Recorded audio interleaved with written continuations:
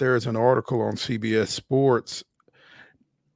Major League Baseball has informed farm system directors that the AAA level, which includes the Nashville Sounds, will pivot to using the challenge-based automated ball strike system in all games at that level. Um, we've had Sounds officials, we've had Doug Scopel on with us, Adam English. We've talked about the system that has been used for automated ball strike calls at AAA that they've kind of been testing out using AAA as a proving ground. They've used full ABS. Every ball and strike was an automated call rather than a judgment call by human umpires. Was being used for Tuesday, Wednesday, Thursday games. Mm-hmm.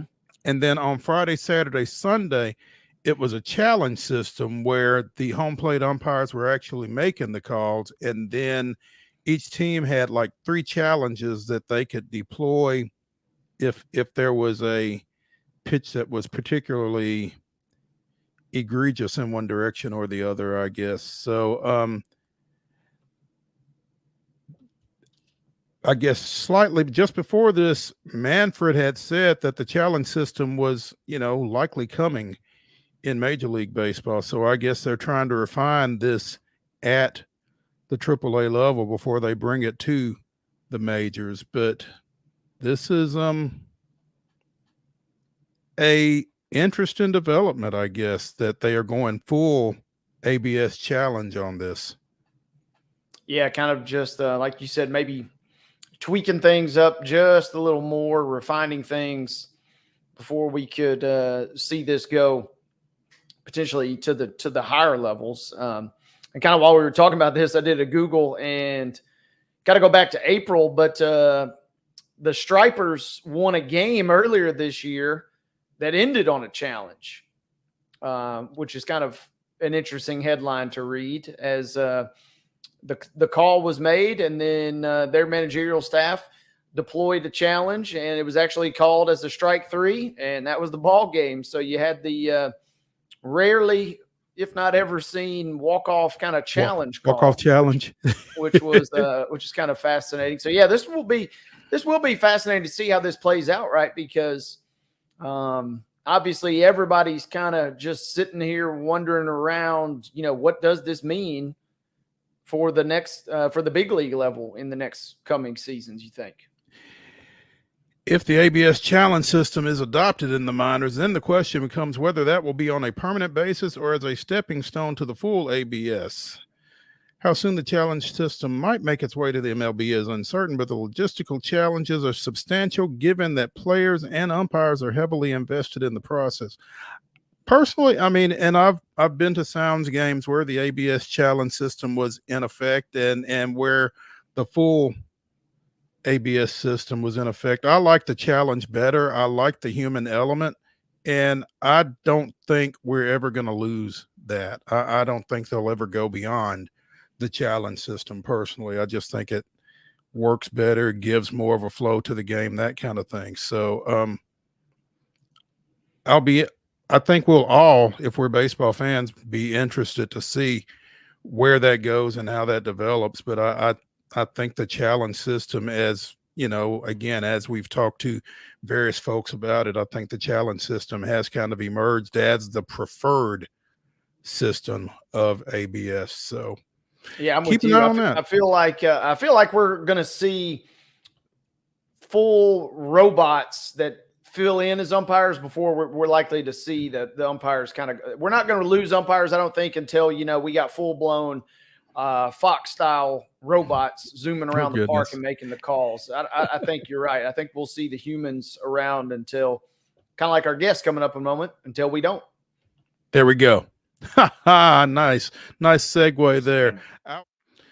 What do you feel like is a subplot that isn't being talked about enough? I just think the continuing evolution of how we see NIL, and it's getting talked about a lot, but how do we see NIL trickling down? How far are we from seeing maybe a player sit out because of an NIL deal or not getting an NIL deal. I would contend that that's a really significant one. Another one that I've written about at length that Football Scoop that maybe doesn't impact this year, but is poised to come into effect in June of 25 is a June National Signing Day for high school prospects. And Marcus Freeman has gone on the record saying he's in favor of it. I think a lot of Big Ten, Pac-12, or whatever used to be the Pac-12, some ACC programs are in favor of it. It's my understanding the SEC is dead set opposed to a June signing period, but it's expected to pass. It would open in June of 25. You would have then players heading into their senior year who have already signed college scholarship players. Do we start to see high school players sitting out their senior seasons to prepare to enroll in college in January 2026? That's a concern from coaches, high school coaches who I've spoken with in multiple states throughout the country, including Tennessee and some other areas there in the South. Rightfully so. Yeah, I mean, look, but look at what we're seeing at the college game of guys sitting out bowl games if they're not playoff games, and you completely understand it. But at certain positions that are super volatile, a running back, all we hear is that running backs have been devalued in the NFL, that it's running back by committee, that running backs only have so much tread on their tires. If you're a 5-star running back who signs next summer with Ohio State, how much do you risk, especially now that there's more and more money involved, especially now that I forget the number, but I think it's more than half the states in the country now allow NIL for the high school level. So as there's more money on the table, how do they balance that? What if a kid gets a great NIL deal at the high school level, but suddenly he signs with that power program next June and they don't want him playing, but he's got this NIL deal that he can't really cash that money without playing? I think that there's more we don't know than what we know right now in terms of a lot of these dynamics, because it's shifted so much. When I visited with you guys 3 or 4 years ago, a lot of this stuff we would have never thought to be talking about today. Right. And John, we have heard stories historically about kids who have had, injuries that have limited them in their senior years, and there was encouragement from somewhere to not come back where they probably could have come back and finished out their senior year, but chose not to, to protect that injury. I mean, this just kind of turns that up a notch, I guess, or 3 or 4 notches. And I think it's important to note we've seen that at the collegiate level as well. We've arguably seen it for guys in contract years at the NFL level, especially if they were on an NFL team that was not challenging for a playoff spot. And if they were at a prominent position and already knew they were likely going to be parting ways with the team. We've seen it at all levels. This is just another way where, unfortunately, I believe the high school game will continue to mirror the college and NFL games. It is a business. It is. John Bryce of footballscoop.com joining us here on Main Street Sports Today, presented by the Tennessee Orthopedic Alliance of Columbia. You're there in South Bend. The kid from Notre Dame, the kid from Wake Forest transferred in and played quarterback for Notre Dame this past season. What's the quarterback situation look like up there this time around? Well, it's another transfer, Riley Leonard from Duke, who is really super talented. Missed most of spring. He had to have some surgery to clean up the injury that he actually suffered late in the game against Notre Dame last fall when he had nearly led Duke to the comeback win. And that ended up becoming an injury that kept him out of the rest of the year. Otherwise, he might have been in the NFL draft rather than spending another season in college football. And of course, they have mid-state prospect Kenny Minchey. He has looked really good. He got a lot of reps in the spring. He would be the number 3 right now, probably, or he certainly exited spring as the number 2 or number 3 with Riley Leonard on the shelf. He looked really good. There are only so many snaps to go around. There are only so many passes to be thrown.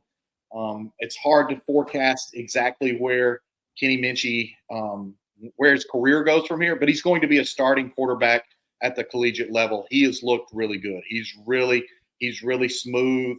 He has grown a lot in his fundamentals. Again, he's added zip to his ball. I think his accuracy has improved.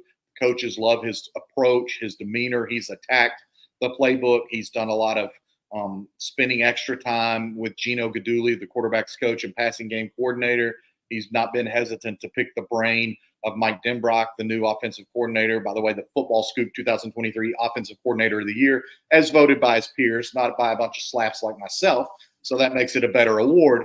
Kenny Minchey has a really bright future. It's hard to tell because guys transfer out of everywhere, whether it's Georgia or Alabama or Ohio State. I mean, look, Quinn Ewers was at Ohio State for a semester and then back at Texas. And now, again, he's arguably quarterback of the number one team in ball. But Kenny Minchey, I still am very bullish on his future. You know, you make a great point with that whole conversation right there, John. I mean, are we developing quarterbacks anymore, or is it just plug and play? You know, Tom Brady had some comments that my colleague Zach Barnett wrote about over the past few days at Football Scoop, where he said he does not feel like quarterback play is as good as it used to be because it is more plug and play, because it is so easy to transfer, because guys aren't growing as much in a single system and really mastering it and going from there. You know, Sam Hartman spent 5 years at Wake Forest before spending a year at Notre Dame to try and learn a new system and better help himself prepare for the NFL. Very similar for Riley Leonard. He had spent 4 years at Duke, comes to Notre Dame as a senior with a couple of years of eligibility if he wanted it, I believe. But this will be his final year in college football. But those guys are a bit more the exception than the norm right now. Jalen Milroe at Alabama is surprising. Ty Simpson still being at Alabama, I can tell you from talking to coaches around the country, is very surprising. Everyone thought that he would exit by the end of spring. Now he's got unique perspective because he's a coach's kid. He's been very well coached his whole life. He's been exposed to some tremendous camps his whole life. He's a guy that Jim Harbaugh, maybe people have forgotten, offered him as a freshman. He was so impressed. And Jim Harbaugh was not just throwing out offers the way some programs do. But to your question, it's a completely different world. Guys don't have to sit and wait. And it's like in women's fast pitch softball at the collegiate level. If you've got two great pitchers, you're probably not keeping both of those pitchers because a lot of those young ladies want the ball every single day or want it for 2 out of every 3 games on a weekend series. And it's sort of that way at the quarterback position right now. John, you mentioned the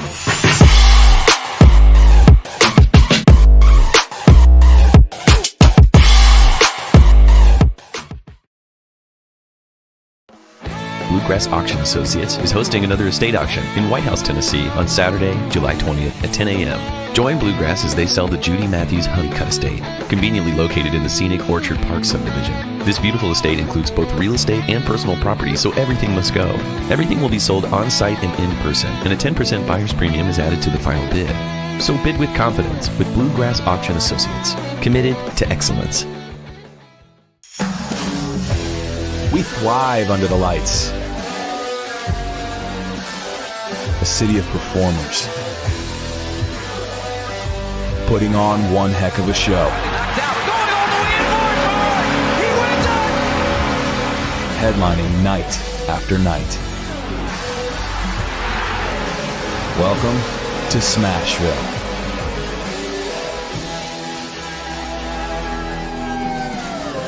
Whether you're an athlete or a weekend warrior, when it comes to your performance, don't settle for anything less than excellence. We're proud to announce that Mid-Tennessee Bone and Joint Clinic is now Tennessee Orthopedic Alliance of Columbia, where we are redefining sports medicine and orthopedics. Tennessee Orthopedic Alliance's team of expert sports medicine physicians understands the unique demands of your body. TOA Columbia specializes in personalized orthopedic care, offering state-of-the-art treatments for everything from sports injuries to joint replacements. Learn more at toacolumbia.com. Custom Stone Handler supplies over 600 distributors and suppliers with quality stone products. Along with River Stone, we produce and distribute over 100 building, landscape, and other bulk products. Our goal is to provide quality products, service, and partnerships to ensure our customers' success. We firmly believe that the measure of any person or company is how they treat other people and customers. Give them a call at 931-490-4990 or visit CustomStonehandlers.com. Nashville Sounds Baseball is back in Hit City for the 2024 season. Spend your nights and weekends at the ballpark with weekly giveaways, fireworks shows, throwback deals, live music, and more. Top talent will take the field at First Horizon Park against the AAA Minnesota Twins, Baltimore Orioles, Atlanta Braves, St. Louis Cardinals, Cincinnati Reds, and more. Tickets start at just $10 and are available now at NashvilleSounds.com. We will see you in Hit City. With Lee Company technology, the best handymen are hands-off. Lee Company techs have been using visual findings and other smart technology tools for years to add transparency and virtually take customers along. You see what we see, whether we're in a crawl space or on a roof. With Lee Company, technology helps us help you, no matter what's happening in the world or at your house.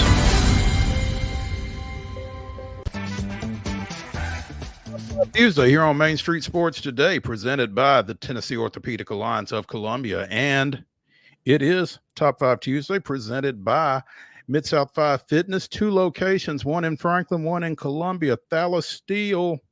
You can find them at Steel Athletes, STEEL athletes.com. Whatever shape it is you're in, Thalys Steel will get you in a better one. So reach out to him.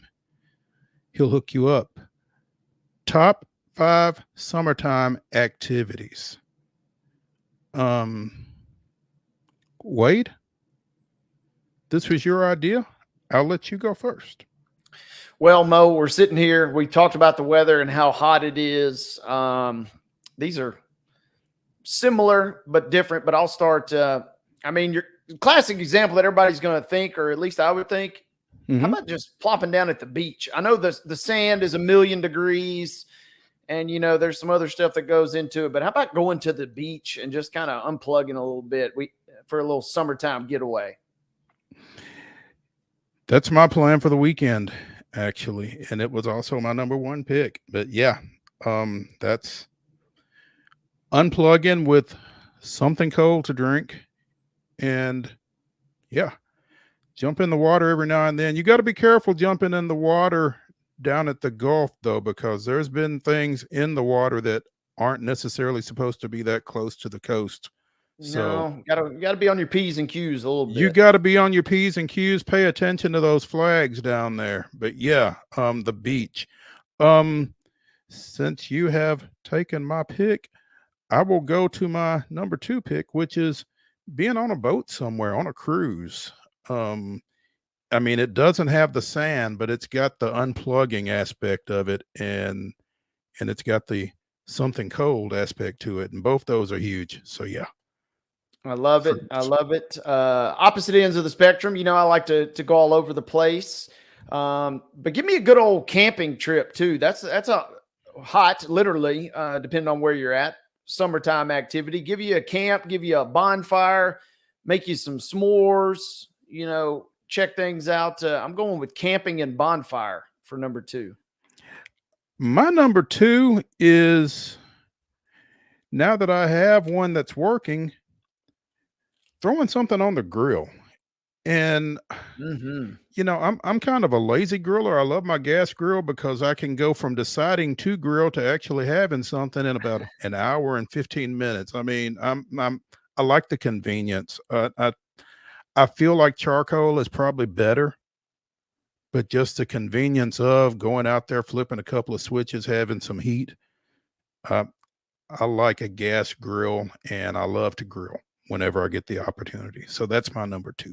I'm with you. The grill snobs of the world will come after us. And I get it. I don't disagree with them. I like that convenience of staying and not fighting to get that charcoal lit and dealing with wind and everything else that goes with it. But maybe that probably indicates that I'm not very good with the charcoal, but that's okay. I don't have to be because I've got a gas grill. I'm with you. I just saw somebody reshared the Family Guy clip of the big green egg. That's another, offshoot of the grill snobs there. And oh yeah. Peter had to help move it, and the whole thing falls over and cracks, and then that's not good for anybody. So I'm with you. No. Yeah, give me the gas and just let's get this thing rolling. That's it. You're number 3.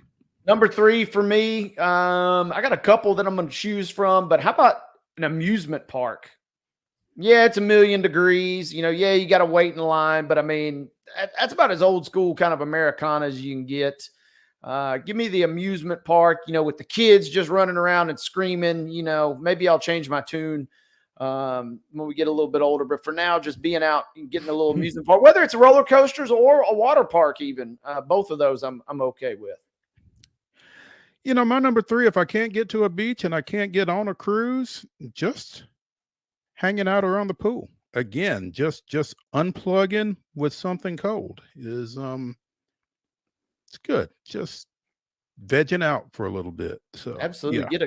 Get a good book and just kick back by the pool and just relax. Boom. That's That's about as it. good as it gets. Yep. Number 4. Number 4, a little outside the box, but what about going to the movie theater? We don't hear as much about it anymore, but the summer blockbuster, maybe not quite as much of a cachet as it used to carry, but I remember just, growing up in the summertime, sometimes you just go out and check out what the hot movie's going to be. Mm-hmm. Yeah, it's funny. Again, I got my haircut earlier today, and they were talking about Bad Boys 4. I mean, that's exactly what you're thinking, right? Mm-hmm. And it's, in this day and time, if you're going to the movies, as my guy was saying, it's got to be something really good if I'm going. And it sounds as if Bad Boys 4 may qualify. I had my doubts about it initially, but yeah, maybe that's it. I like to try during the summer to get down to, I guess now it's Cobb County, and catch a Braves game. It's about 3.5 hours, so I don't go nearly as often, and it's way more expensive than it has any right to be. But going to a ball game, chilling out, watching my team, drinking something cold. There's a theme Yeah, here. you into a theme here. I like it. There is a theme here, but I mean, it's summer. Yeah. You Hey, gotta and stay speaking of, it'll still be summer on Tuesday, August 6th, when they give out, they're bringing back the Outcast bobblehead night this year, which is going to be fun. And they've got the Ludacris bobblehead. I think it's in late August or September. So I think that one's in September. Yeah. Chance to check them out, which will be good. Yeah. Unfortunately, we're getting into football season at that point, and it gets a little tougher to get away. So, yeah. Well, for Outcast or Ludacris bobbleheads, there should be an exemption, I feel like, in our contracts here. So maybe you might be onto something. May have to check out the fine print on that. Absolutely. Yeah, extenuating circumstances. Mo, last one for me. This is another kind of family tradition. Well, literally a family reunion. Oh, you're killing me. Hot in the streets in the middle of summer. Whether we do it at Davy Crockett, we've had them here in Giles County. We've had them all over the place. The family reunion, sometimes fun, sometimes not as fun, but kind of always something that we think about when you get into the summertime. Ours is the 4th Sunday in July, and it has been since before I was born. And people want to make it the last Sunday. It's like, no, it's the 4th Sunday, because sometimes there are 5 Sundays. I mean, there have been arguments about this actually, but there's rules to everything too, right? Yeah, there really are. That'll ruin a family reunion real quick when you start getting into the rules on stuff. Yep, absolutely. But yeah, that was going to be my number 5. Maybe I should have popped it up there a little earlier, but I will check off slightly. Most of my class reunions have been in the summer. Now, they made an exception, I guess, for our 20 year, and did it on a high school football weekend, a fall weekend, which I was only able to go on Friday night because I had responsibilities on Saturdays at the time. And so when I voiced my displeasure with the fall class reunion, I got added to the reunion planning committee. Now, there we go. But the last couple have been in the summer, so hey, whatever works. Class reunion, we'll go with that. Yeah, if you're on the committee, then you're in pretty good shape, right? Then you got a little bit more say so in what happens and when it happens. So yeah, that's our top 5 summertime activities. They're brought to you on Top 5 Tuesday by Mid-South 5 Fitness. Again, a couple of great locations, one in Franklin, one in Columbia. Thalas Steel taking care of you. You can find them at Steel Athletes, STEEL athletes.com.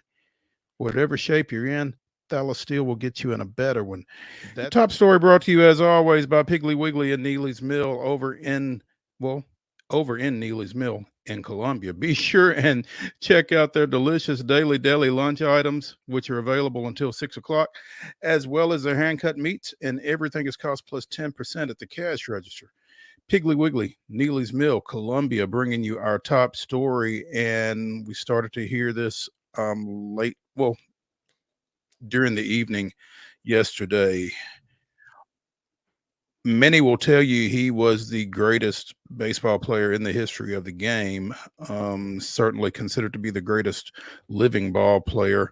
Willie Mays died last night at the age of 93. And it felt like as this was starting to come out that some folks were kind of missing it. I don't know if they were or not, or maybe I was just a little bit more aware.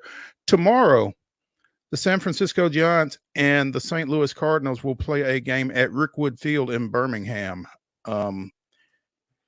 in keeping with some of the, the Field of Dreams,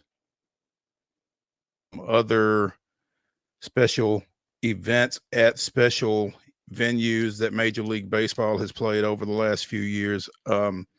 They have revamped Rickwood Field to get it ready for this ball game. And this was where Willie Mays played his first professional baseball, and it just felt really ironic in an unfortunate way that 2 days before this game was scheduled, he leaves us. Obviously, part of the ceremony going along with this, with the Giants being there in particular, was and is to honor Willie Mays. And it should be, there will definitely be a different level of emotion and reflection involved with this game tomorrow. I would be sure, in light of his passing yesterday. In fact, we're going to have John Denton of MLB.com joining us tomorrow to talk a little bit about this game and everything that goes around it. But yeah, this was announced, over a year ago, I guess, that they were going to play this game. And part of the attraction was to pay tribute to the Negro Leagues, to Juneteenth, and to former Birmingham Black Baron Willie Mays. So Monday, he had put out a statement saying that he would not be able to travel to Birmingham and be a part of the festivities. And then less than 24 hours later, he dies. It's just eerily unfortunate, the timing of it, I think. Yeah, and that's what shook me yesterday, Mo. And you had even sent me the text kind of with the news. And I thought back to when I saw that statement that came out on Monday, and I was like, obviously, that's very unfortunate that he's not going to get to be a part of that. Mm-hmm. But I kind of almost just chalked it up to either not feeling well or just, travel plans. And I didn't really think much about it. And then yesterday I kind of stopped, as every outlet, all of social media, texts were flying. This is one that kind of reverberates across not just baseball, but kind of across the sporting and life landscape in this country. And man, feels like we kind of lost one of those, how did I see it phrased last night? Kind of those mythological, because obviously most of us didn't get a chance to see him. Definitely not in his prime, but man, it seems like one of those mythological characters that you kind of just grew up hearing about, but not really knowing about, and kind of idolizing and mimicking as best you could growing up, with your over the shoulder catches and whatnot. And it just feels like, man, a real piece of the fabric of America kind of as whole kind of left us yesterday. Yeah. His statement Monday, I'm not able to get back to Birmingham this year, but we'll follow the game back here in the Bay Area. My heart will be with all of you who are honoring the Negro League ball players who should always be remembered, including all my teammates on the Black Barons. I want to thank Major League Baseball, the Giants, the Cardinals, and all the fans who will be at Rickwood or watching the game. It'll be a special day, and I hope the kids will enjoy it and be inspired by it. I think kids have been inspired by Willie Mays for generations, and adults as well, actually. So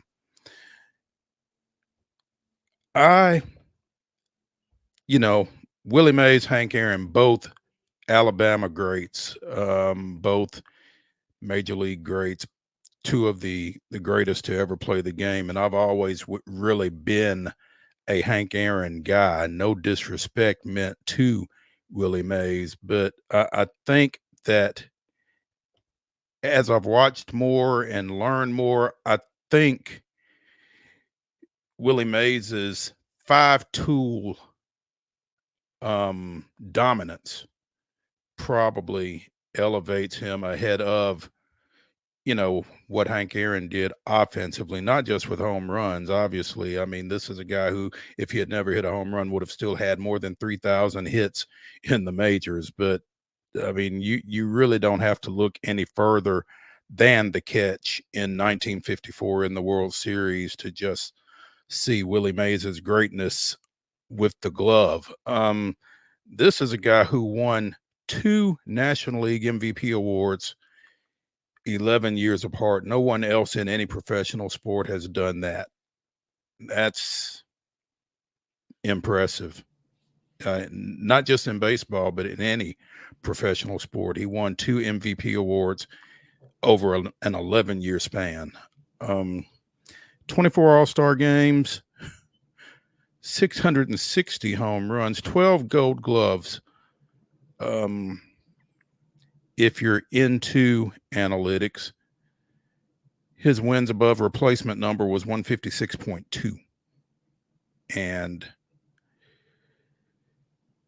he had already played 168 ball games going into his age 23 season. Well, he had only played 168 games going into his age 23 season. Part of that because of his military service. So as great as his numbers were, they could have potentially been even better. So, yeah, that's just crazy to think about. Like you said, just 5-tool, outstanding player. Ball accounts, just an amazing, amazing guy, an amazing career, an amazing life. Kind of in that throwback bygone era, like I said, that when the radio is crazy that we had to catch on live video or have it on video that you can go back and watch, because that's kind of in that era where everybody just camps around the radio and just listens. And man, what a career. And like I said, what a life. And just the outpouring of tributes in his passing, from across Major League Baseball, but from other venues, other forums as well, just kind of speaks to the impact that he had, not just on a sport, but on a country at the time, I guess. I posted something on Facebook a couple of days ago about the dwindling numbers of African-American participation in professional baseball right now. I think those numbers were like 6%, down from a high of 18% back in the early 90s. And obviously Willie Mays, Hank Aaron, they were coming right behind Jackie Robinson out of the Negro Leagues and starting to push African-American participation to those 18% numbers, 1 in 5 at one point. And it wasn't just that you had African-Americans playing baseball, but they were playing at a high level. Again, Willie Mays was a 2-time MVP. You see what he did over his career, similar to, obviously Hank Aaron, but it wasn't just those 2 guys. I mean, if you go back and just kind of look across Major League Baseball in the 60s and 70s and look at some of the All-Star game pictures and that kind of thing, it's just striking especially when you look at major league rosters now, the level of involvement that there was. And, you know, obviously there are other things that impact that lack of participation these days, other sports, other issues, you know, financially as much as anything, accessibility, that kind of thing. And it's probably more than we need to get into, but it's just, I feel like, you know, I don't know if we are missing out on the Willie Mazes and the Hank Aaron's and those folks at this point or what, but it was certainly a special time when those men were playing this game, and he's certainly to be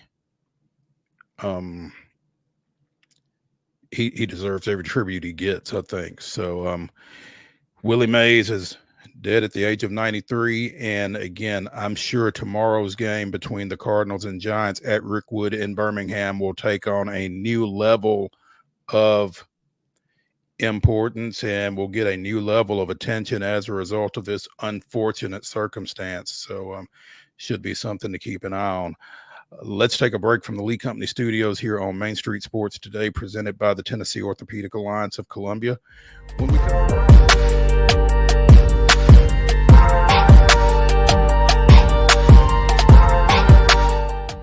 Nashville Sounds Baseball is back in Hit City for the 2024 season. Spend your nights and weekends at the ballpark with weekly giveaways, fireworks shows, throwback deals, live music, and more. Top talent will take the field at First Horizon Park against the AAA Minnesota Twins, Baltimore Orioles, Atlanta Braves, St. Louis Cardinals, Cincinnati Reds, and more. Tickets start at just $10 and are available now at NashvilleSounds.com. We will see you in Hit City. Whether you're an athlete or a weekend warrior, when it comes to your performance, don't settle for anything less than excellence. We're proud to announce that Mid-Tennessee Bone and Joint Clinic is now Tennessee Orthopedic Alliance of Columbia, where we are redefining sports medicine and orthopedics. Tennessee Orthopedic Alliance's team of expert sports medicine physicians understands the unique demands of your body. TOA Columbia specializes in personalized orthopedic care, offering state-of-the-art treatments for everything from sports injuries to joint replacements. Learn more at toacolumbia.com. With Lee Company technology, the best handymen are hands-off. Lee Company techs have been using visual findings and other smart technology tools for years to add transparency and virtually take customers along. You see what we see, whether we're in a crawl space or on a roof. With Lee Company, technology helps us help you, no matter what's happening in the world or at your house. Jones & Lang Sporting Goods here in Columbia has been outfitting teams, officials, and anybody else from T-ball to college for 50 plus years. Be sure and check them out at 931-388-8060 or online at jonesandlang.com. Jones & Lang Sporting Goods, the look of a winner. Zion Christian Academy, zioneagles.org or 931-388-5731. You can schedule your appointment. Go tour their campus. It is beautiful over there, and you're definitely going to want to see it. Again, it's zioneagles.org. Give them a call, 931-388-5731, and schedule your tour today. Custom Stone Handler supplies over 600 distributors and suppliers with quality stone products. Along with River Stone, we produce and distribute over 100 building, landscape, and other bulk products. Our goal is to provide quality products, service, and partnerships to ensure our customers' success. We firmly believe that the measure of any person or company is how they treat other people and customers. Give them a call at 931-490-4990 or visit CustomStonehandlers.com. Piggly Wiggly, located in Neely's Mill Shopping Center, is Columbia's locally owned and operated Cost Plus 10 grocery store dedicated to serving the community with low prices and smiling faces. Piggly Wiggly offers fresh, hand-cut meats daily, as well as daily hot plate lunches from their deli counter. You're certain to see smiling faces and a helping hand when you're here at Piggly Wiggly. Come by and check out our fresh produce, high-quality meats, and more. Down home, down the street, we'll see you at the Pig. How close is the gap in your mind? They're saying that Chase Elliott kind of is. Christopher Bell is also number 3, but Chase Elliott's right there at number 2 behind Kyle Larson. I guess just in your mind, how much of a gap is there? Is Chase Elliott pretty close to maybe overtaking, or is this a bigger gap than maybe some folks are kind of leading to believe? Well, Chase Elliott is the points leader, but that's just because Kyle Larson missed a race. He spotted everybody a race. Right. So it makes it a little easier. Yeah, it's weird because, you know, consistency wise, Chase Elliott, Alex Bowman, those kind of guys are having really consistent years, but they don't have tons of wins. This championship setup favors wins. So while Chase is the points leader, he doesn't have the bonus points. He doesn't have the playoff points that, say, a Denny Hamlin has, or a William Byron, who have won races. So, you know, I think that Chase needs to go find more of those points. Now, he's getting lots of top five, so he is getting bonus points and championship points, and those do start to add up. But obviously, the higher you finish, the more you get. So Chase is definitely I wouldn't even say probably. He's definitely the most consistent driver in the garage and the closest to Kyle Larson on consistency.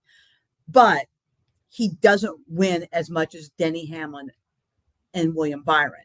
So if one of those two drivers gets hot in the playoffs and rattles off 2 or 3 wins, it's going to be very, very difficult for a guy like Chase if he's not getting the bonus points. To one small mistake would keep him from advancing. So, you know, consistency is great until somebody takes you out Talladega and you miss advancing to the next round. Whereas if you can get wins, you automatically advance. So I'll tell you what, though, it's been an amazing comeback season for Chase Elliott.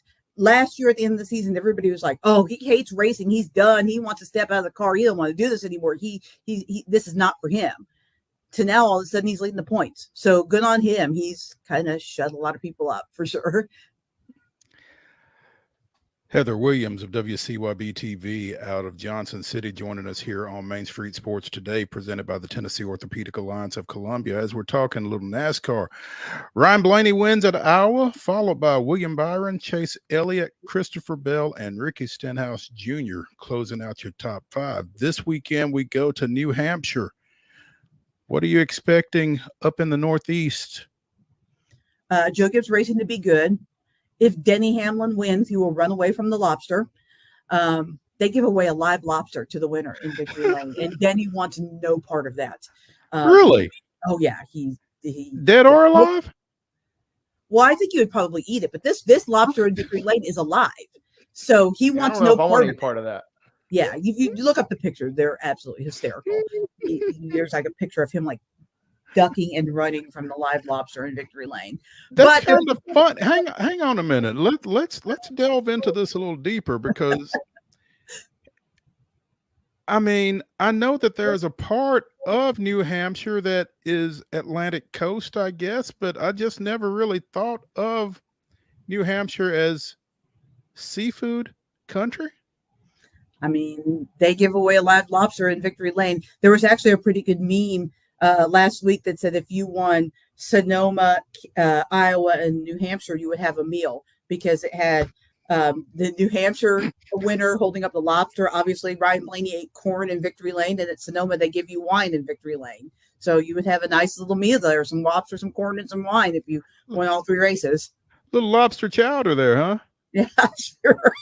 with some wine. I mean, I got to be honest with you. I'm Team Denny. I'm not holding up a live lobster. I'm not doing it. So I love his quote from last year or 2 years ago. It says, it's just a big scorpion. And he wants no part of this thing. And I'm with him, though. Even though they have the claws, pinched down, I don't want any part of this. The live lobster. They don't sting, though.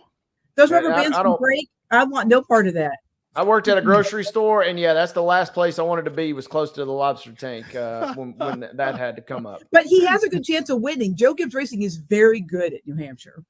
Right now, though, we're going to Knoxville, checking in with Caleb Calhoun of Off the Hook Sports, talking a little Tennessee women's basketball, because under new coach Kim Caldwell, the Lady Vols have been active in the transfer portal, and they got yet another pickup yesterday. Caleb, good afternoon, first of all. Good afternoon. How are you guys doing? We're doing well, man. Tennessee's up, and life is good on this hump day. But tell us about the latest acquisition for the Lady Vols and just how important this influx out of the transfer portal is for new coach Kim Caldwell? You know, I got to be honest, it's actually a little curious because the person that you added, for those who are curious, her name is Rapulucci Ayodel from Madrid. She comes from Pitt. She played 2 years in junior college, and she's from Madrid, Spain. She only averaged about 4.5 points last year, but she did average over 6 rebounds. She's clearly in a little, just under 18 minutes. She's 6'1", a junior, very aggressive under the basket, a defense and rebounding specialist. She follows the additions of a 6'2" forward in Alyssa Latham, a 6'4" forward in Lazaria Spearman, and a 5'11" guard in Ruby Whitehorn, and then a 5'7" slasher in Samara Spencer. Now, one of the things all 5 of these players have in common, from guard to the center, they're all wildly athletic. And we know Kim Caldwell wants to run up tempo. She wants to press. She wants to have that exciting style of play. A significant part of that exciting style of play, though, is the ability to shoot the three. Marshall was the best three-point shooting team in women's basketball last year. And guys, I don't know if y'all know this, none of these players can shoot to save their life if you look at their numbers. So this is, I gave the analysis today, and I don't know if anybody, I don't know how many of our listeners called it, funny enough, and many of them probably did. But do you guys remember those Mark Gottfried Alabama teams that were wildly athletic but completely out of control in the mid 2000s sometimes? Mm-hmm. Yeah. With Damari Carroll and those people. I feel like she's building that type of team this year, and I get it. She's having to settle because she couldn't get the talent she wants in her first year, but it seems like this Tennessee team is just going to be insanely athletic and turn the tempo up and have a ton of chaos, but it won't be the controlled chaos that she really wants to have at first. Open looks. The problem with her, it's kind of the opposite of her Marshall team, which is when she had a very small team that could shoot very well from the outside, but that just got exposed very fast in the NCAA tournament. It was very much like, on a smaller scale, what happened to Iowa in the national title game, where Iowa was loaded with shooters, Caitlin Clark obviously, but just couldn't win under the basket. This time she's going with size and athleticism, but it seems like she's sacrificing the shooting. But there are a couple of shooters on the team in Darby and Sarah Puckett. It's just questionable how this is going to translate to the SEC level. And just got to give him a shout out, our guy John Adams, who asked Kim Caldwell the question, how do you think this can translate to the SEC level? And Kim Caldwell says, I wouldn't be here if I didn't think it could. And everybody was like, oh, viral moment, John Adams gets owned. I'm like, well, the way she's building her roster suggests that she is having to adjust on how she builds for the SEC level. Yeah. Staying in the sports realm, we talked about elephants communicating with each other in last week's Wild and Wacky. Apparently, elephants are communicating in other manners as well. Booby, the elephant oracle, predicts Germany to win Euro 2024 soccer opener. An African elephant who lives in a reserve in central Germany was tasked with predicting the victor of the Euro 2024 match between Germany and Scotland. Booby had to kick a ball toward the flags of Germany and Scotland that were on either side of a makeshift goal. The ball rolled toward Germany's. So she then waved the Germany flag and enjoyed a bucket of barley. So we will have to keep an eye on Germany, Scotland in Euro 2024, Wade. You being a soccer fan, you may already have some insight into Euro. Well, I'm watching Scotland and Switzerland right now. Germany defeated Scotland Friday 5-1. And so we got that going for us, right? And then earlier today, Germany defeated Hungary 2-0. So Germany is now the first team that's already into the round of 16. And obviously that's half the battle, right, is getting to the playoffs. So, Booby may be onto something a little bit here. Kind of reminds you of, Paul the Octopus. Paul the Octopus. Yeah, back in the 2010 World Cup. That octopus was on a heater, folks. I'm not saying you should have just blindly tailed an octopus with your bets, But all I'm saying was my man was on a heater back You in could the do South worse, African World apparently, Cup. huh? Yeah. He went something crazy like 6-0 or 7-0, including the final where he predicted that Spain would defeat, I think it was the Netherlands that year. I mean, if Booby is on that level, then yeah, buckle up. And it seems like already with Germany already got 2 wins. Keep an eye on Booby in Euro 2024. I'm also elephants in Germany was not something that really just jumped into my frame of reference or lexicon there, but maybe that'll add to the mystique a little bit. The fact that it's a German elephant, kind of a country I wouldn't necessarily think of elephant prowess. Well, now to be fair, she is originally from Italy. So from Italy. Yeah, so she's not a German elephant. She is an elephant in Germany. Okay, so we got Italy's in this tournament too. So you're telling me we could have a little sleeper cell type situation. Keep an eye on that Italy Germany matchup. See what Booby's got to say about that one. Yep. I will definitely. Something's up with that. I just don't know. I'll get back to you when I have my full theory constructed. Come on that. Mo, another one. If you're, what was it, 2001: A Space Odyssey? If you're a fan of this one, this might bring some flashbacks. But they found a strange monolith out in the desert in Las Vegas. I was just out in Vegas. I didn't see this thing out here. I saw the sphere, but I didn't see any strange monolith. But apparently, if you go out toward Gas Peak on the outskirts of Las Vegas, there's out in the middle of the rocks in the desert out there, there's just this tall kind of monolith structure that nobody really knows where the heck it came from. Nobody knows how it got there. It looks like it's kind of in a super remote area. It says that the only animals that they really know that traverse this area are bighorn sheep and desert tortoises. So we got a giant structure that does draw parallels to that 2001: A Space Odyssey, kind of just out in the middle of the desert in Las Vegas. So between that and Booby, I feel like we got some weird things going on in the world right now. Some wild and wackiness. Yeah. Just with no explanation, just out there, huh?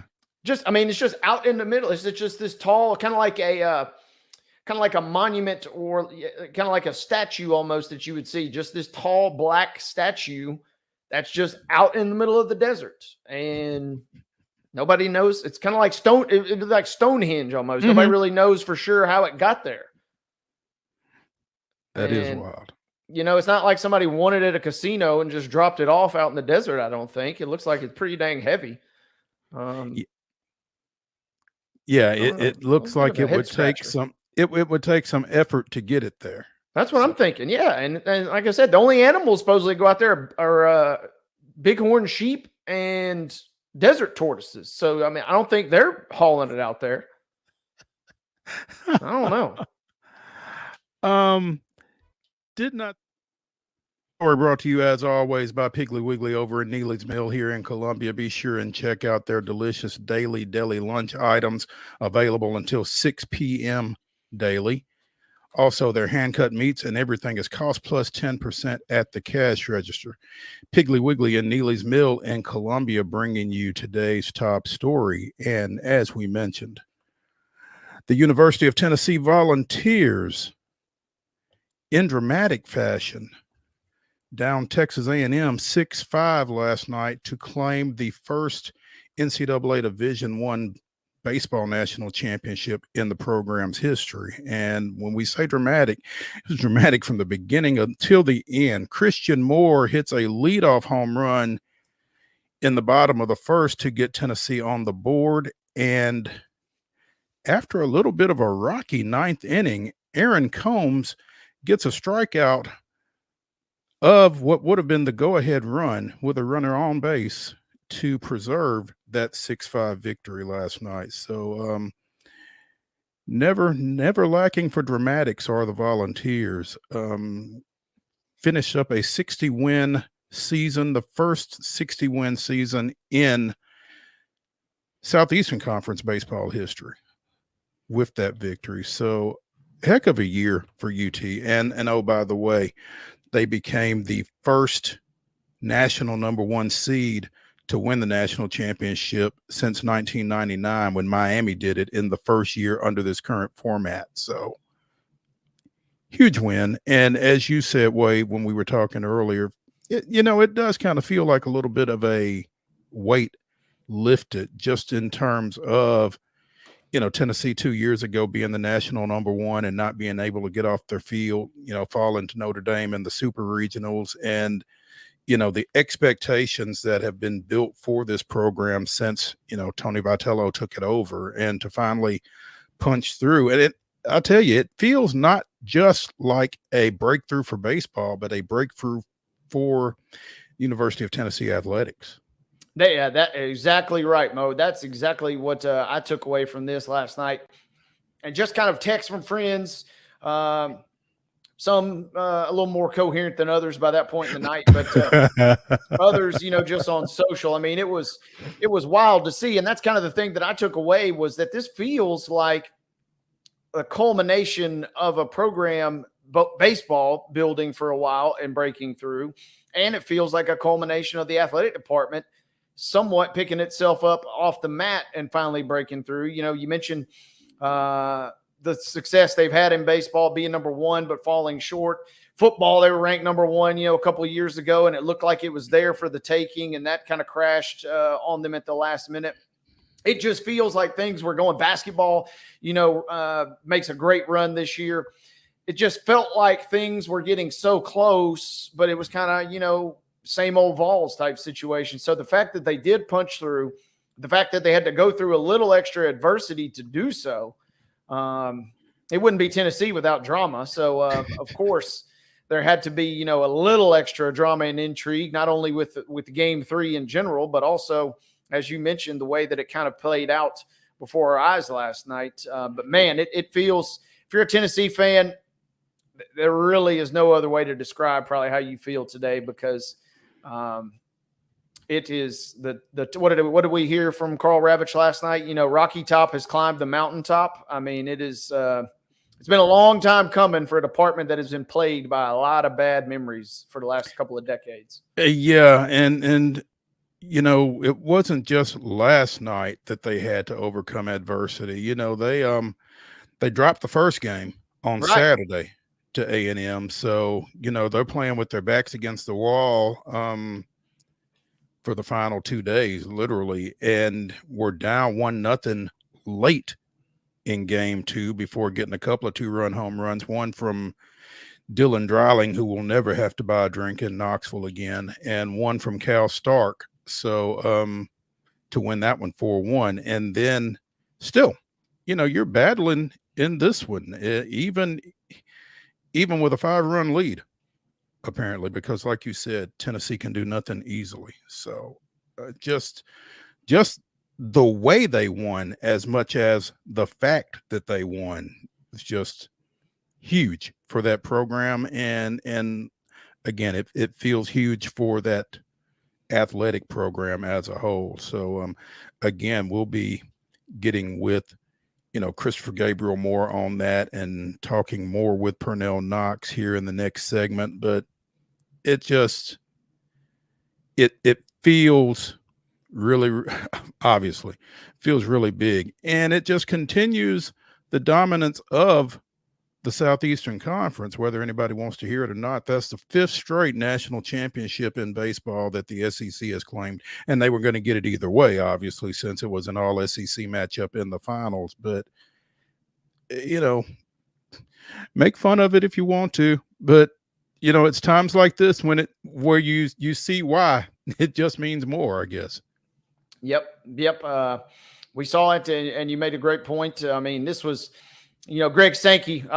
Next month we'll probably hear from him at SEC Media Days, and he's going to have a little extra pep in his step for a variety of reasons. But going into it, knowing that you're going to win either way for yet another year makes it a really cool thing. And you're right, the way that Tennessee was able to hang on for dear life. I mean, when Caden Kent gets up late and, it's looking dicey, you're thinking, I don't know what's about to happen right here. And he chases 3 really kind of almost outside of the zone for a quiet AB. And you're like, okay, maybe. But then it gets to the ninth and things get a little dicey, a couple wild pitches. And next thing you know, you balk. Any scenario is on the table when you're talking about Tennessee. And it was just a wild finish for a wild program and a wild department. There really is no other way. That's kind of always seemingly how it had to be for Tennessee. And then obviously cue the celebration, because that alone, that's what we could do it. We cannot even have a show today and just run the Tennessee highlights of the celebration videos from last night. Yeah. I think you really said it really well. It's like it couldn't be any other way for Tennessee. They weren't going to come out and win, 8-1, 8-1 in the two games. They were going to have to probably lose one, and coincidentally the first one, but they picked themselves up off the mat. Wasn't going to be easy in game 2, and then by the end it wasn't easy in game 3. And this is a big victory, and it's kind of cool. And I got a lot of friends that ain't necessarily college baseball fans that are kind of coming out of the woodwork and celebrating this. But hey, that's part of it, and they get to celebrate as a whole and as a department for a program that has been a long time suffering. And I have to apologize. I misspoke. Combs struck out the game tying run, not the go ahead run, because that wild pitch brought him home to make it a one run. Yeah. And catch the over, for the record. So if you had the over under, you were down to your final strike. And if you had the over, you got the over. And if you're a Vols fan, you got the win too. So a buddy of mine pointed that out conveniently to me today. So what was it? 10.5? Mm-hmm. Those big buildings. That's what his bet was, at least. So he was sweating. This is an alum that was living and dying on every pitch, but at the same time, that's why gambling is so dumb, Mo. He's a Tennessee fan, he's bleeding orange, but at the same time, I don't mind if that other run comes across. I can make a little extra bucks on the side. Yeah. As you like to say, they built those big buildings out in Vegas for a reason. 10.5 was the line, and 6.5 is the final. Those guys know stuff. Crazy ending. Tennessee, Vitello jumping in the crowd. It was just electric. And it was kind of funny too, watching social last night. I'm going through Instagram, and I had friends, and they're alum, and they support Tennessee and they cheer for all their programs. But out of the blue, I didn't even know they were in Omaha. And boom, some of my friends had pretty dang good seats last night. I'm like, hey, I should hit you up this weekend. Right. And trust me, if I'm in Omaha, you're gonna know it. It was.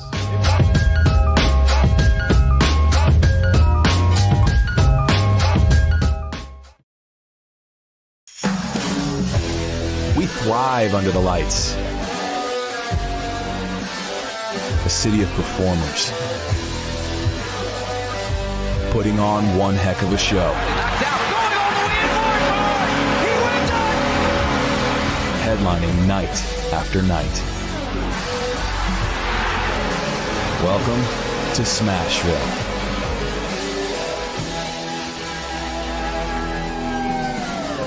Whether you're an athlete or a weekend warrior, when it comes to your performance, don't settle for anything less than excellence.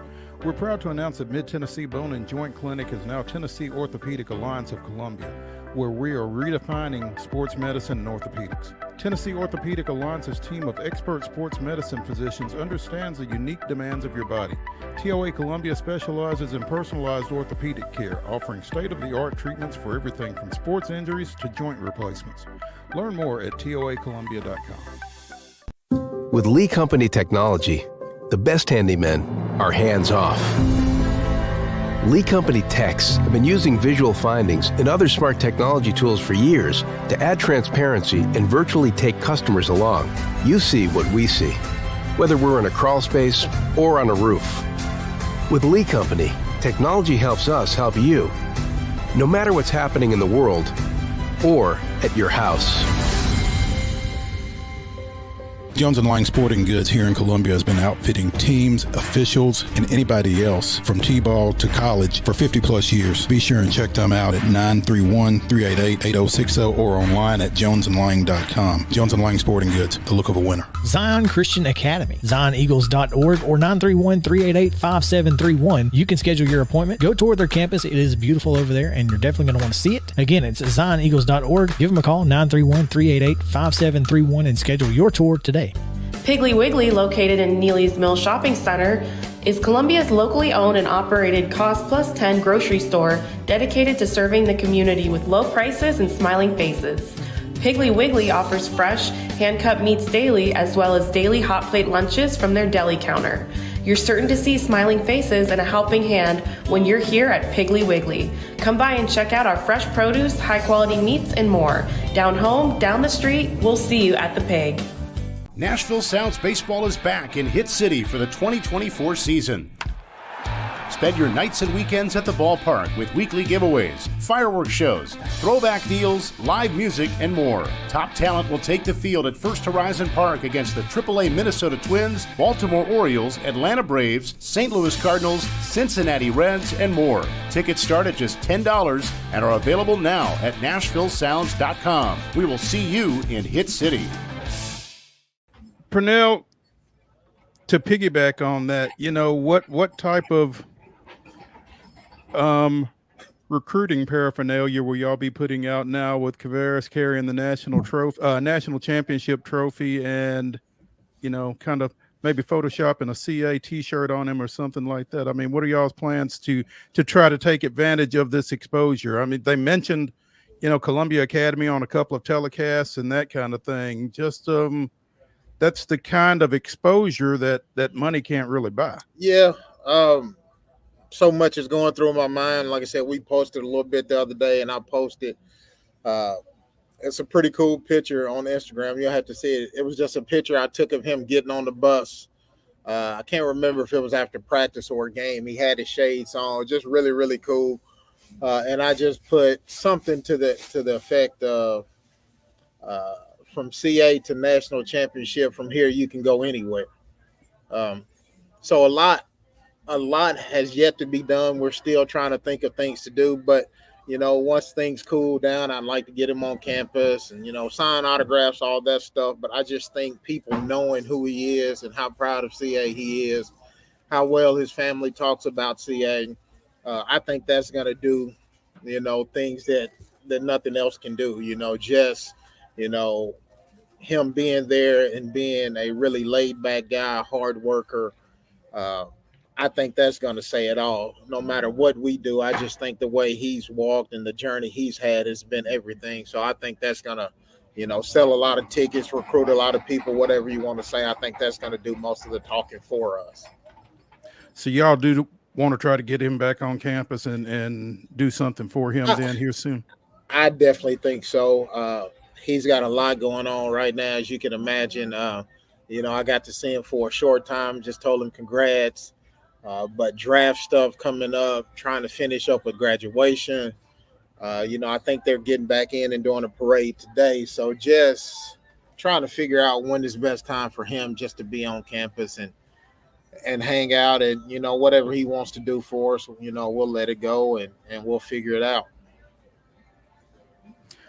Pernell Knox, Athletics Director at Columbia Academy, joining us here on Main Street Sports Today, presented by the Tennessee Orthopedic Alliance of Columbia. Where are you? Dude, I have no idea. Somewhere in Missouri, on the outside of St. Louis. Yeah, you must be a pretty cool guy. I just stopped my car and pulled over. I'm at a Dairy Queen with my Wi-Fi going and my phone to try to get some kind of service for you guys. Well, that's love right there. We certainly appreciate the effort. Get you a peanut butter parfait or get you a caramel shake or something and get on back this way, man. But we appreciate you taking the time with us, and we'll catch Wade, up. I'm glad you're on there. It took you and winning a national championship and a state championship to get on the show, so I appreciate you. Unbelievable. We have high standards here at Main Street Sports today. Yeah, man. The bar's got to be set high. and now you feel like you've accomplished that, man. And we are pumped, not just for you, but obviously this is huge for CA and really just kind of, to me, just Southern Middle Tennessee.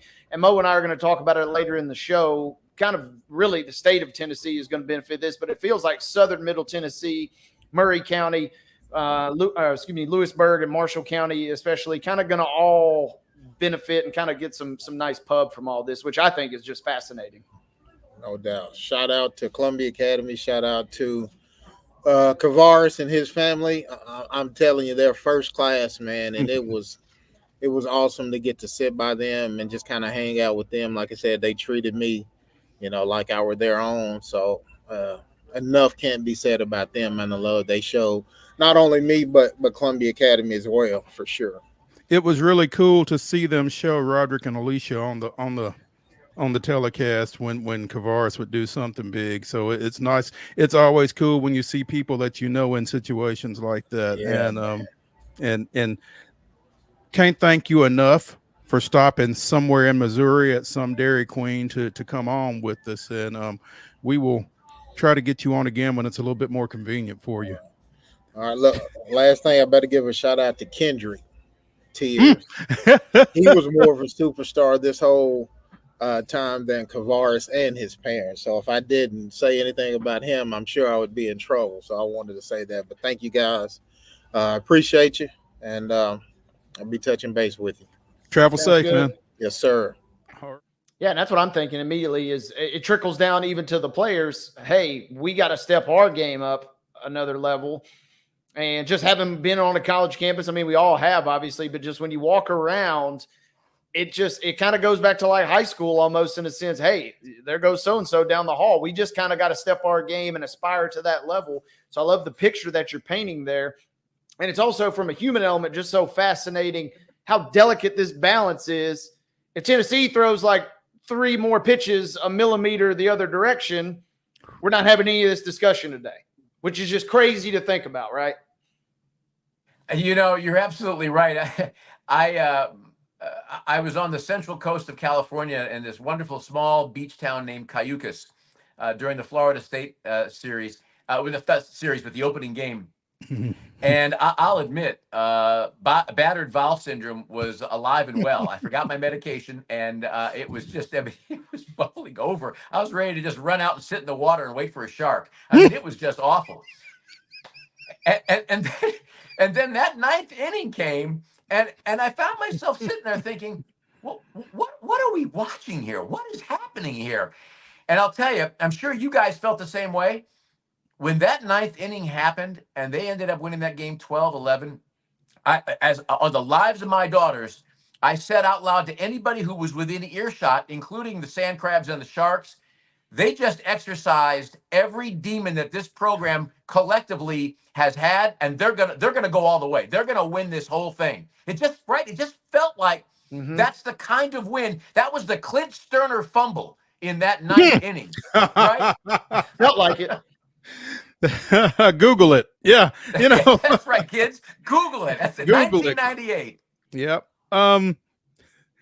Christopher Gabriel of KMJ Radio out of Fresno joining us here on Main Street Sports today, presented by TOA of Columbia. Christopher, as always, we appreciate it. Enjoy the wet. What did you say it was in Fresno? Because I didn't realize it got that hot up there.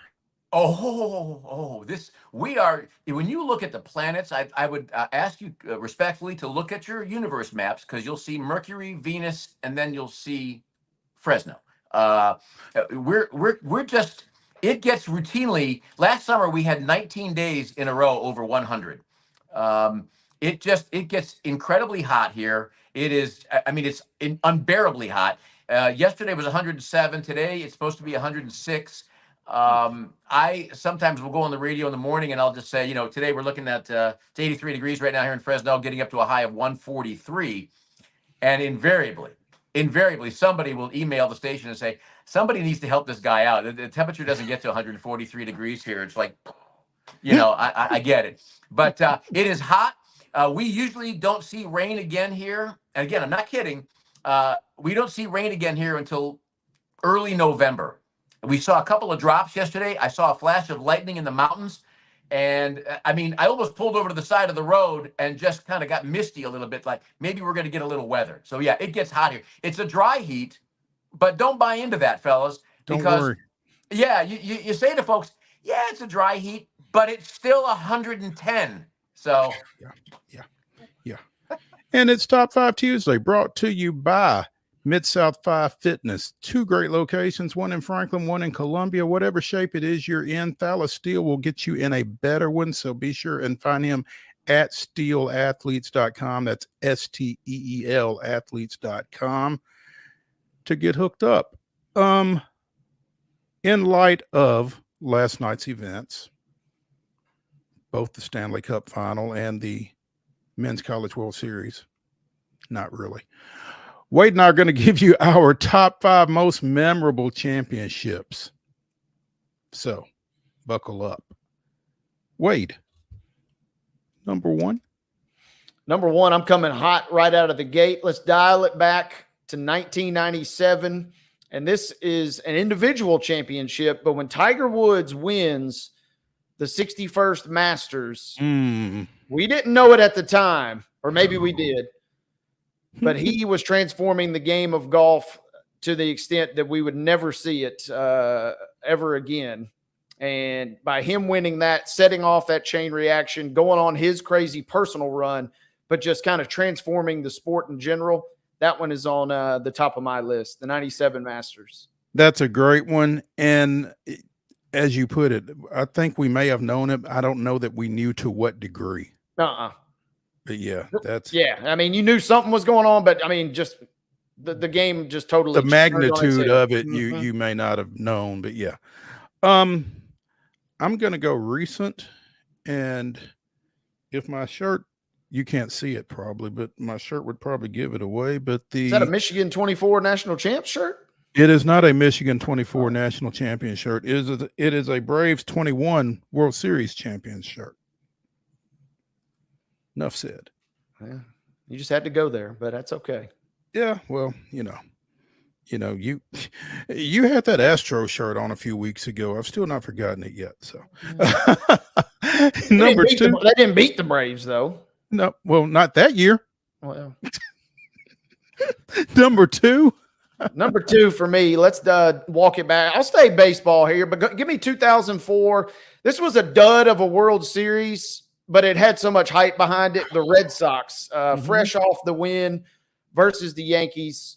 The most memorable dud of a World Series I think that you'll ever see, because everybody in the country seemed like they were captivated by it that year after what they had done in the ALCS. Yeah. Speaking of coming back from 3-0 deficits, right? So yeah.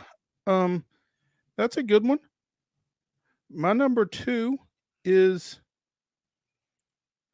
the 95 World Series champion Braves. Broke through after kind of knocking on the door throughout the 90s and down Cleveland in 6 games there. So back-to-back Braves. Anybody that knows me probably isn't shocked. But you're number 3. On brand, if nothing else. Yeah, well, consistent. Absolutely. Up next for me, I am going to, I'll just get this one out of the way because I don't want them coming at me. But give me the Vols in 98 winning the first ever BCS national championship. Yeah, there may be a pass interference that wasn't called when they beat Syracuse early in the season. Yeah, Clint Sterner fumbled, as we already referenced on this show. Yeah, rest in peace, Chris Winkie. Or Marcus Outson had to get the start. Chris Winkie was not playing. Throw all that out the window. The Vols still had to go and win the games, and I don't want the Big Orange Nation coming after me. So give me the Vols in 98 with the title. They did still have to go win the games. Absolutely. Yeah, you still got to win them. So kudos to the 98 Vols. I'm going to stay on Rocky Top, and I'm going to cheat just a little bit, but I'm going with the 96, 97, 98 Lady Vols. Going 3 for 3 over that stretch, one of which they incurred the most losses of any national champion, and the one behind it going undefeated. So give me that triumvirate of Lady Vols there at number 3. Man, it is. I was still kind of coming of age at the time, but just watching my dad watch all those games, and I could just see how he was glued to the TV, and you could just tell something special was going on. That was a captivating time. It really was. Yeah, absolutely. Number 4 for you, sir? Up next for me, if you live in the state of Utah, I apologize in advance, but the Bulls in 98, I mean, an iconic championship at the height of maybe even the history of the NBA, perhaps. A lot of people would speculate, Jordan, Russell. Yeah, he absolutely shoved the crap out of him. Who cares? Nobody really remembers or cares about that at this point. Jordan and the Bulls in 98 added to my list as one of the most memorable championships.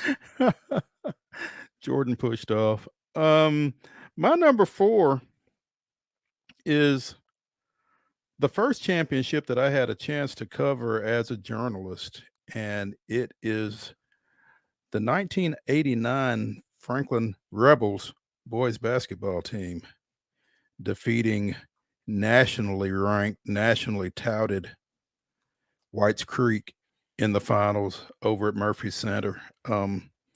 As I have said to some of the guys on that team, Kevin Anglin and 4 stiffs, but it was good enough to defeat a really good Whites Creek team led by David Vaughn. So that was really cool. It was cool watching your alma mater do something like that on that stage. So yeah, give me that. You know me too well, because I had that one for my last. Give me the Giles County boys basketball team in 2003.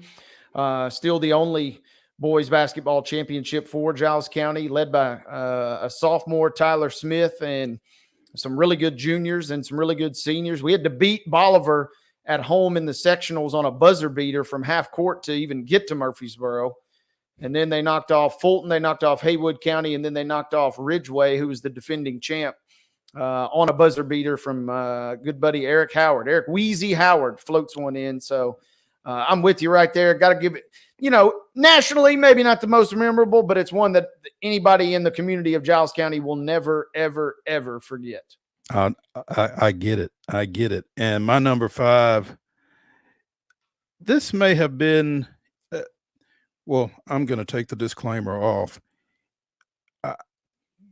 I cannot imagine a better high school baseball game than the 2018 Class A state championship between Columbia Academy and Loretto.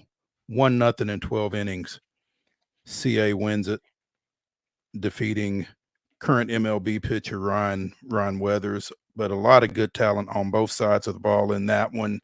And that is my number 5.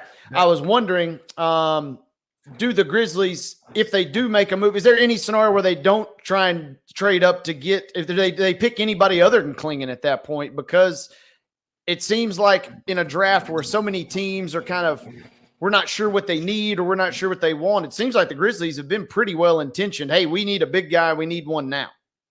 Yeah, it's almost like the bat signal is being shown into the air from FedEx Forum, right? I mean, for everybody that's picking them at 9 and going with a shooting guy, and a guy who can hit threes, yes, I understand, but and they do, and the problem is they've got so many guys on that roster. It's got to be somebody that they need, and a big man is it. Now, I know that Donovan Klingon talked about how he's worked out for the Hawks. But I mean, right now it feels, take it for what it's worth, but it feels like it's going to be a Frenchman for a second year going atop the NBA draft. I know is Alex Sarr, Rissar Shea, one of those two guys. And yeah, watch out. 3 weeks from today, I leave for France for the Olympics, and I'm helping cover basketball. Humble brag. And I'll be giving a little bit of help to the guys on the men's side, mostly helping on the women. But France is coming. They're coming on the women's side, but they are certainly coming on the men's side. Tony Parker, it's almost like he led the way to the NBA for French players. And, Victor Wembanyama. And now it's one of those two guys seem to be one and maybe two going off the board tonight. So that's what's going to be so interesting about this draft is, is it clean? Does he actually, break the French hold at the top of the draft? And does he go to the Atlanta Hawks, who, guys, had a 3% chance of getting the number 1 pick, and they got it? So they're not going to be buying a lottery ticket anytime soon. They won that in the draft lottery already. And it was fascinating that the Hawks win the draft with such little odds in the year where it seems like there's so much uncertainty, right? This feels like maybe the least exciting or the least surefire draft since maybe all the way back in 2013 when Anthony Bennett kind of went when that crazy shock at number 1, to me at least, Teresa. Well, exactly. A year ago, everybody knew that it was going to be Wembanyama at number 1, right? And the year that Zion Williamson came out, everybody knew he was going number 1, which is why when the Grizzlies, and guys, their only true draft luck came in 2019 when they somehow managed to move up to 2. And having covered and written about Ja Morant and gone to Tennessee Tech and watched him in person, it's like, oh, I got a flash what that young man could be at the NBA. By the way, he had a camp over the weekend in Memphis. Told the local reporters there that, he should be good to go in 2 weeks from his rehab from shoulder surgery. And, and the best thing is, haven't seen him on IG Live. Hallelujah. Thank the Lord. But, the fact of the matter is, I think he's thirsty and he's hungry and he's tweeting about the draft. So, I mean, everybody in Memphis is watching to see who they add because they can't wait. And it's going to be interesting because we don't know who's going to be at number 1. And I still think that before it's said and done, if Ja does what hopefully Ja does, I still think that that draft 2019 could end up along the Sam Bowie lines because I'm sorry, Zion's going to have to prove to me that he can stay healthy and slim down and available for more than 1 season. It, as Wade was saying, it just feels like Atlanta's luck that they would get the number 1 pick in this draft. Is that some of your Braves fandom coming out there? No, it's kind of my Hawks fandom, actually. I mean, I always have kind of rooted for the Hawks to the degree that I root for an NBA team, I guess. I mean, I'd like to see them do well, but they can't seem to get out of their own way. Well, I know for those of us who remember Dominique Wilkins in a Hawks jersey, I get that. And yeah, go Google it, kids. But exactly. I mean, the Grizzlies, the last time they had a pick so high as number 2, they botched it. They took the UConn kid, Hasheem Thabeet. Thank you. And they took him because of his size. And no offense, he lasted way longer in the league than I thought. Shoot, he may still be playing for somebody. Probably lasted way longer in the league than he should have. Exactly. But the knock on him is that he knew the best mall in every NBA city. So, I mean, when I went down and covered a game in Memphis and he was on the opposing roster, I'm like, really? And the thing that makes it egregious, that draft, that was the Steph Curry draft. That was, I mean, Tyreek Evans, was in that draft. I mean, oh goodness, I'm blanking. Houston Rockets. So he drives everyone crazy. James Harden was in that draft. I mean, the players that went in that draft that the Memphis Grizzlies could have, should have had. And Ricky Rubio. See, I mean, it was a talent-filled draft. And that's the thing. It was one of those where, you're not really sure. And hindsight is 2020. Steph Curry looks like a no-brainer. It should have been number 1. This draft is a little similar to that in that there's talent, and the talent is coming from around the world, which makes it so tough. You see all these young players, and NIL has made it tougher, right? I'm going to go test my skills at the NBA, camp and see where they. Where did Tennessee Vols benefit? Josiah Jordan-James and I'm blanking on the other young man. The Uruguay kid. And yes, sorry, my gears are grinding. I need vacation starting soon, and not soon enough. But They went to the camp, got tips on how to improve their game, went back to college. Right. There's a lot of young men who stayed in this draft who probably should have went back into college, because this is the world's game now. And the NBA is scouting globally. And, one of those two Frenchmen, guess what? One of them played in Australia. Okay. So if you think that you're, all your buddies are telling you, go, leave, you'll be a top 10, you'll be a lottery pick. Get some opinions on that from people who actually know basketball. That's just my advice, okay? Because you can make money now staying in college. That's the beauty of whatever is being worked out on the NIL college landscape as it shifts under our feet. Literally, yeah. You may not make as much money, but you can make some money, which would be better than no money. Or going overseas and having to make that money, which is where a lot of these guys that are in tonight's draft are going to wind up, because they're not going to get drafted. So right now, I'm Maurice Patton along with Wade Neely. We're going to bring up Chris Lee from Southeastern 14 in just a second. But before we do, the last time we talked to Chris, we were discussing the status of University of Texas baseball coach David Pierce. Well, that got clarified on Monday when Texas terminated Pierce.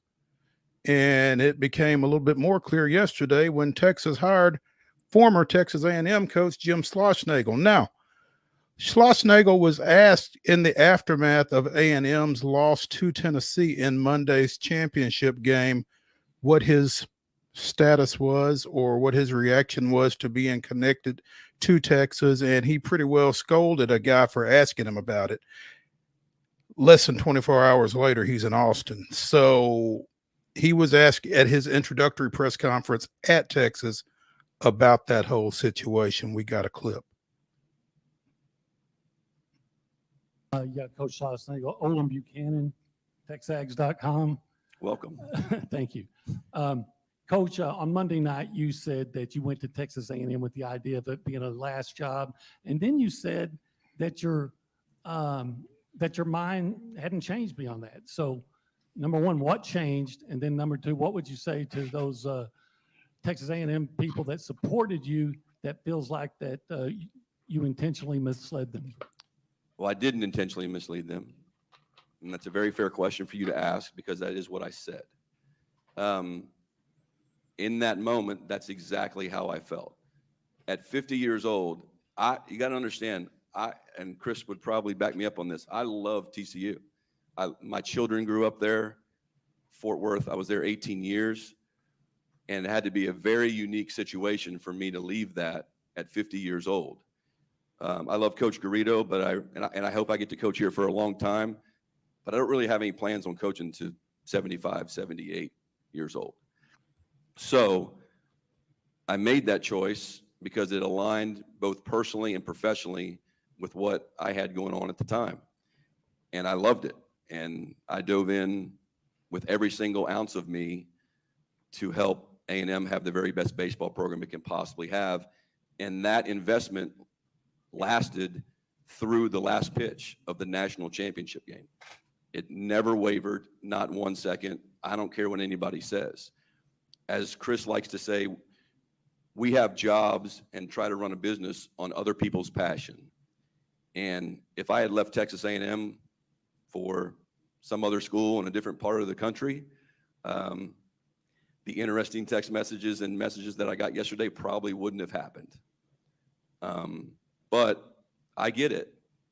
You can't ask for your fan base to support you and be passionate like the 12th man always has been, but really was this year. Our crowds were awesome, every single game. And so you can't ask for that like I did and our staff did, and then expect everybody to be okay with a coach leaving for its rival school. And I get it. All I can say is I have a career too. I have a personal life as well, that I have goals, and I just simply felt like no negative at A&M, just the positives of the alignment and, frankly, my relationship with Chris, that I knew There wasn't anybody at Texas A&M that I couldn't trust. I just know that I can trust Chris. I just know that. And as hard as that decision was, I could not walk away from it. I have a career too. I have a personal life. I have goals. Nothing wrong with that. And let's bring Chris in. Chris Lee of Southeastern 14 joining us. You know, all three of us have been print journalists or print journalists. We have sat in press conferences. We have asked tough questions. And for that guy on Monday night, that Texas A&M writer, to get treated the way Jim Schlossnagle did for asking him about that situation, and then for him to turn around and leave and go to Austin and just blow it off as simple as, I have a career too. It pissed me off so bad. I mean, I have no problem with that guy taking a job. He's got a career. He's got a personal life. He's got goals. Perfectly fine. Nothing would have been wrong with him saying, we're not going to talk about that tonight. I understand you having to ask it, but we're not going to talk about it. He could have done anything but take that defiant tone toward that guy, knowing he was in Austin. Just say, look, it's a no-win situation. I think you can recognize that, right? I mean, you're not going to say, hey, look, I've taken the job at Texas. See you later. That's not appropriate. Right. You don't want to lie. Just say, he didn't mind. Say, hey, I'm the coach. Well, that's true. I'm the coach at Texas A&M. We just played a tough baseball game. We just lost a national title game. We had our hearts rip out. I'm here to talk about Texas A&M. At least that way you're not lying. Everybody, are people still going to be ticked off at you later? You bet they are. And that's going to go along lines of whatever colors you wear. But at least nobody can have that on you. Yeah, because he lied. And not only did he lie, but he tried to make that guy look bad for asking. Right. And I think that's what I take the bigger issue with. Well, look, we've all been in one of those spots where you've got a question you feel like you need to ask, but at the same time, you just lost a national title game. You got kids that are, I get that it's delicate. Mm-hmm. And it's hard to know what to do, how to time. I mean, we've all been in that spot where like, boy, this is awkward no matter what. But don't do that.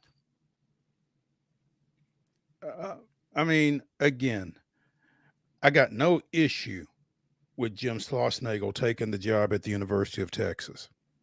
He had a previous history with the athletics director. He, had plenty of reasons for taking the job. Got no problem with it. Congratulations. The way he left there Monday night was, as a journalist, bothersome to me. And I know that a lot of people will say, but you're just being whiny, blah, blah, blah. No, because he tried to make that guy look bad for asking a question that the answer he gave was a lie. No, I don't. And again, that's the issue I take with it. Yeah, it's hard enough to do that job as it is. And I think you need ethical people in the media for any number of reasons you and I can name. And to see a guy get dressed down like that, it sucked. It's tough.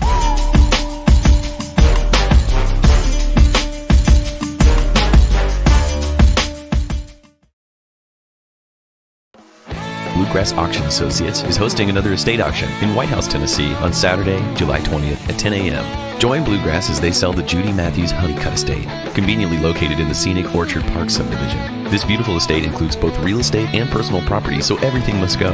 Everything will be sold on-site and in person, and a 10% buyer's premium is added to the final bid. So bid with confidence with Bluegrass Auction Associates, committed to excellence. With Lee Company technology, the best handymen are hands-off. Lee Company techs have been using visual findings and other smart technology tools for years to add transparency and virtually take customers along. You see what we see. whether we're in a crawl space or on a roof. With Lee Company, technology helps us help you, no matter what's happening in the world or at your house. Piggly Wiggly, located in Neely's Mill Shopping Center, is Columbia's locally owned and operated Cost Plus 10 grocery store dedicated to serving the community with low prices and smiling faces. Piggly Wiggly offers fresh, hand-cut meats daily, as well as daily hot plate lunches from their deli counter. You're certain to see smiling faces and a helping hand when you're here at Piggly Wiggly. Come by and check out our fresh produce, high-quality meats, and more. Down home, down the street, we'll see you at the Pig. Whether you're an athlete or a weekend warrior, when it comes to your performance, don't settle for anything less than excellence.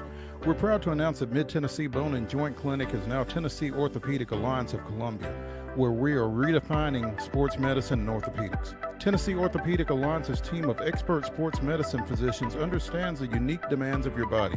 TOA Columbia specializes in personalized orthopedic care, offering state-of-the-art treatments for everything from sports injuries to joint replacements. Learn more at toacolumbia.com.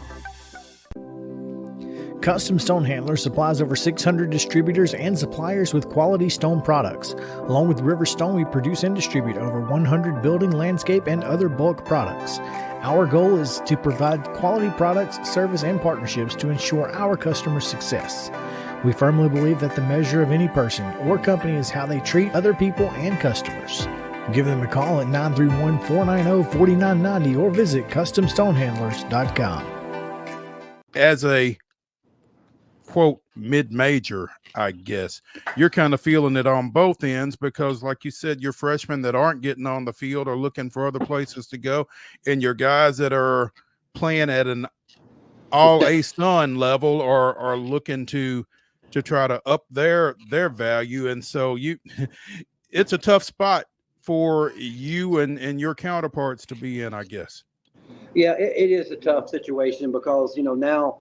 If you play too good for us, then you got an opportunity to, and I can't, Mo, I can't say it's a bad deal. I mean, what are you going to tell your son if you play really well and you got a chance to play at the highest level and you're going to get paid $150,000 to go play with free school and free living expense? What are you going to tell them? I mean, you can't sit there and say that's a bad deal. That's not a bad deal when you look at it, and opportunity for that. And I just try to think that the loyalty is it's really not that anymore. And you have the opportunity to have a great, you have that great opportunity to do that. And it's just unfortunate that's how the rules are now. And heck, back years ago, we had 3 guys in the Cape, back in 16, I think. And I don't think any of them would have been able to come back. They all would have been paid $100,000+ to go to a Power 5 and have that opportunity. And, they loved it here and their careers were really good. And they had long careers in professional baseball, but heck, I like to think I saw Rex Brothers the other day. I told him that if he were here now, I mean, he'd be making money, more money than he could ever think about making as a 20-year-old. So that's just kind of where it is. But like I said, nobody's crying over it. That's just the rules. And the game's going to go on. We're still going to open up with Kentucky, and they're still going to be a really good team. So we better be ready to rock. Chad Kuhl. No record, 6.75 ERA. Oof. Getting the start for the White Sox in that one. So hey, I was just thinking, Mo, you might have seen the meme, and then I discovered this too.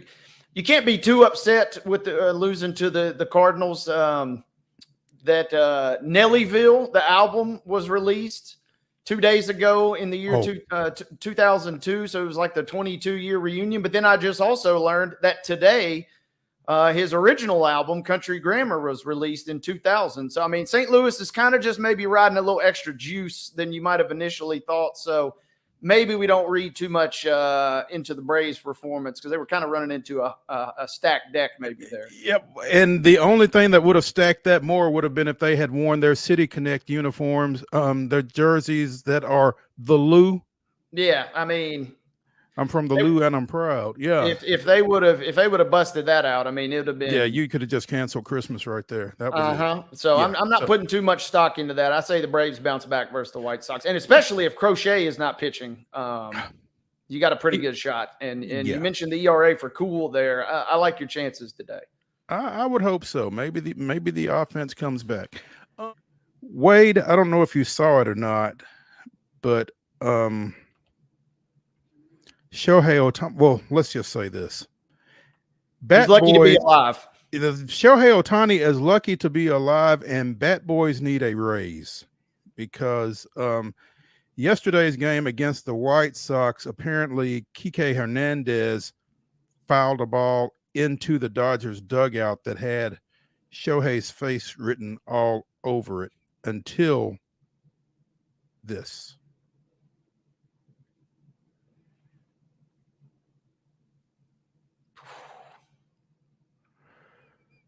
I believe Mr. Ohtani's life flashed before his eyes right there. I think that Bat Boy saved him some facial surgery at the very least. Man, that came in there hot too. You see that from time to time. Foul balls into the dugout right there. Got to keep your head on a swivel. But like I said, that Bat Boy, I'd be interested to know what tips he got last night. Yeah, you know he was taken care of. Producer Mark says, who needs gloves? Because, man, barehanding that sucker, catching it, looking cool, calm, collected, and then just casually with almost and then the finger roll. Exactly, the finger roll. Here, this is for you. That was epic, man. And, Ohtani probably saying, all right, I got a couple nice steak dinners heading your way, partner. Shohei probably got the Bat Boy to autograph that one for him. I mean, that was pretty big time grab right there. So, and with the Dodgers and their injury woes right now. Yeah, could you imagine? Add that to the list. Yeah. By the flukiest of situations. A foul ball into the dugout knocks out arguably the best player in baseball. As this CBS Sports article says, luckily for LA, the Bat Boy posted up by the dugout had some cat-like reflexes, reached up and snagged the foul ball with a barehanded grab to keep Ohtani from needing extensive dental work. Golly. Yeah. So we will be joined in hour number 2 by Valer Shabilla talking a little Nashville Soccer Club. They have Inter Miami rolling into Geodis Park tomorrow night. Likely or definitely, Wade, without. Definitely without. More on definitely that without. Not Lionel Messi, but still be worth watching as the NSC is on a little bit of an uptick right now. So again, we'll be talking with Valer Shabilla later in the show about that. In our next segment, we will be joined by Nashville Sounds pitcher Garrett Stallings. Garrett Stallings, former member of the University of Tennessee baseball program. So we'll see if he shows up in orange for this one. But looking forward to out a little bit, right? Yeah, looking forward to talking to him about his former team and about his current team. So yeah, it should be a lot of fun. Again, we'll be talking some Braves and some Major League Baseball, as well as one draft that just finished, another one getting started, and various other. There's a little race in the area this weekend that we will probably talk a little bit more about. Kind of pony. What's the word I'm looking for? Piggyback. There we go. On our conversation yesterday with Heather Williams. I was tracking with you. I was tracking. Yeah, everything's not always firing all the time. Maybe it's just nap time. Saw a little bit of that last night. But anyway, what else? Like I said, NBA draft wrapped up yesterday with round 2. I'm still trying to figure out how you stretch 58 picks into 2 days. But hey, do you, NBA? And we have some arena football news that we will be getting to at the end of the show, but the short version is, if you were planning on going to Municipal Auditorium tomorrow to see the Cats, find something else to do. We'll talk seek more alternative about that. plans, right? Yeah, exactly. I mean, you can go to Municipal, you might even be able to get in, I don't know, but there won't be a game. So again, we'll talk more about that later in the show. So that's kind of where we are and what we got. Wade left us yesterday and went and had some Mexican food in honor of Mama Neely's birthday. So a good time was had by all, I assume. It was fun, man. We had a good time. Mom, another trip around the sun. Always good to celebrate with her. And we'll talk about it a little bit later. But then one of the more embarrassing moments in the history of our nation yesterday, Mo. USA lost to Panama. That's what everybody thought I was talking about. As we'll get into that with Valaire. Me and my pops were watching the match at Senor Lopez. Shout out here in town, and it wasn't good for the Yanks last night. That doesn't sound good. I mean, I don't know a whole lot about international soccer, but that is a result that would kind of take me a little aback. Let me ask you something, Wade. We were talking off air as we were getting ready to come on. What roughly is Pulaski / Giles County's population? Total guess, I want to say we got like 7K in the city and maybe like 30 in the county. So 30 total or 37 total? That would be, I think, like 31,000 total, I think. Total, okay. Jesse Parker at the Chamber is going to kill me for not knowing this. For not knowing? So I didn't mean to put you on the Wikipedia spot. says 8,300 in the city of Pulaski. And then Giles County is roughly 30-ish thousand. 30-ish thousand. That's the latest census data, apparently. So okay. How many Mexican restaurants?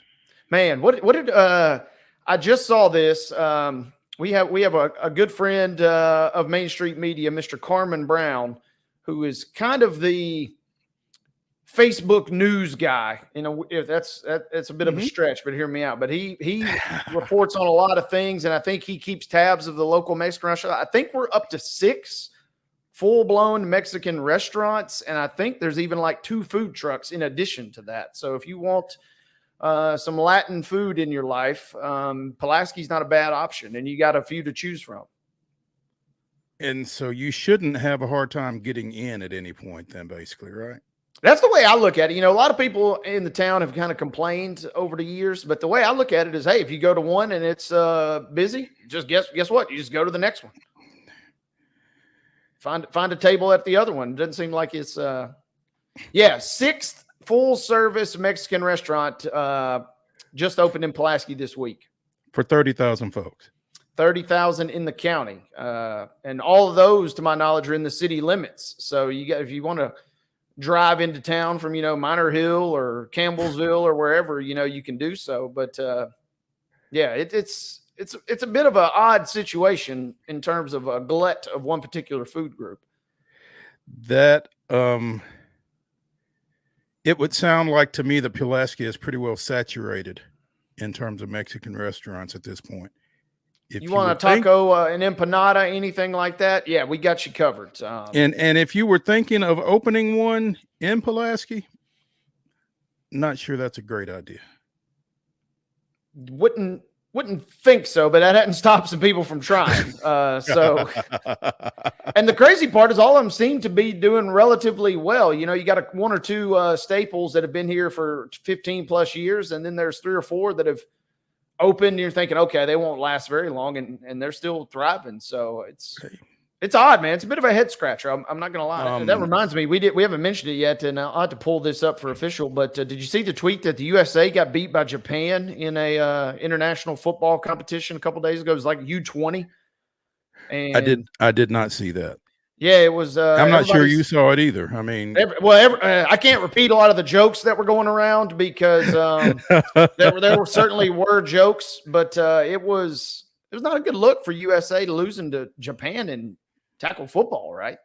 I'm not sure it's a good look for the USA to lose to anybody in tackle football, is it? But top headline from Newsweek: Team USA inexplicably loses to Japan at the IFAF U20 football championship. So, I mean, inexplicably. That pretty well fits, though. 41-20, we got beat. So, I mean, our stranglehold on pigskin may not be as strong as we thought if we're losing to Japan in the U20 World Championships. I don't know if any quote-unquote studs were playing for the United States. I presume not, but you never know. Sacramento, California. A donkey that ran away from his California home 5 years ago was recently found alive, living with a herd of wild elk. We've talked about elk and mooses and that moose, I guess, and that type thing on this show. I don't know that we've talked about donkeys, but Diesel the donkey disappeared in April 2019 during a hike when he got spooked and bolted. His owners looked for him for weeks and then just kind of gave up hope on him. Earlier this year, a hunter spotted Diesel amongst a herd of at least a dozen elk in the Northern California wilderness. Former owners Terry and Dave Drury saw the video that the hunter had taken and posted to Instagram and confirmed that it was in fact Diesel. The herd was only a few miles from where Diesel had disappeared 5 years ago. Terry Drury said, "Finally, we saw him. Finally, we know he's good. He's living his best life. He's happy. He's healthy. And it was just a relief. Not going to try to bring him back home because he seems to be living his best life, happy and healthy with the elk herd."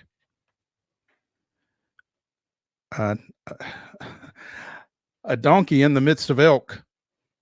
I don't know. I guess it's working for Diesel though, right? Yeah, Diesel, it's good to hear. It seems like he's living his best life. And yeah, I'm curious, how was that initial meeting? How did that go down? I don't know if Diesel had to take a couple of knocks to the head with no horns or how that worked out, or maybe they took pity on him because he didn't have horns and said, "Come on, we got you." I don't know how that works, but I'm glad Diesel is okay. Yeah, Diesel. I'm trying to imagine a pet donkey though.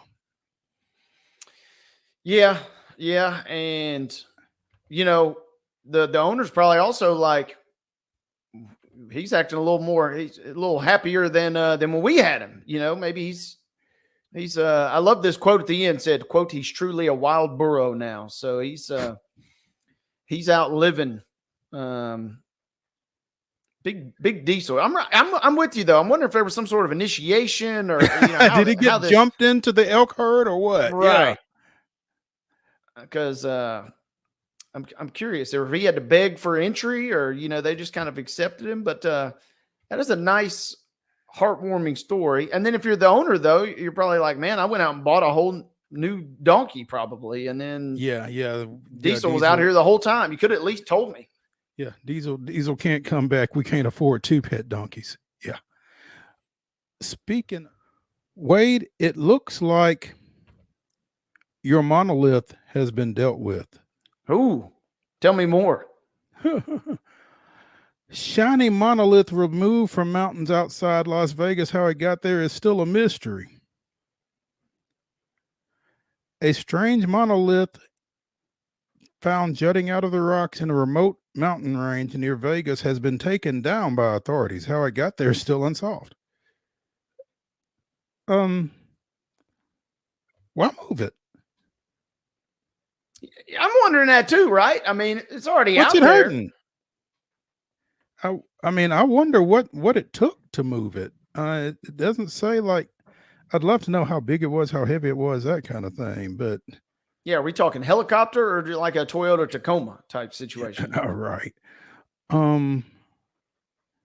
It was the latest discovery in a series of mysterious columns that have popped up since at least 2020. In November of that year, a similar metal monolith was found deep in the Mars-like landscape of Utah's Red Rock Desert. Then came sightings in Romania, Central California, New Mexico, and on the famed Fremont Street in downtown Las Vegas. All of them disappeared as quickly as they popped up, adding to the lore. It's a little too eerie for me. The fact that they kind of just keep popping up, right? Yeah. The Utah monolith had been embedded in the rock in an area so remote that officials didn't immediately reveal its location for fear of people getting lost or stranded while trying to find it. But internet sleuths quickly found the coordinates, and hordes of curious tourists eager to see and touch the otherworldly object arrived, flattening plants with their cars and leaving behind and leaving behind human waste in the bathroom-free backcountry. Oh. People will people. Authorities said the same concerns led them to tear down the latest monolith on Thursday. So now we know why they tore it down. It was illegally installed on federal land established to protect bighorn sheep and is home to rare plants and desert tortoises. The Desert National Wildlife Refuge, which is managed by the U.S. Fish and Wildlife Service, is the largest wildlife refuge outside of Alaska and can cover the state of Rhode Island twice. Wow. That's wild and wacky. That's Wild and Wacky Wednesday here on Main Street Sports Today, presented by the Tennessee Orthopedic Alliance of Columbia. Tune in tomorrow at 2 o'clock when our guests are Jeff Forehand, Lipscomb baseball coach, and Heather Williams as we talk a little NASCAR. We will see you right here at 2 o'clock. Y'all have a great rest of your hump day.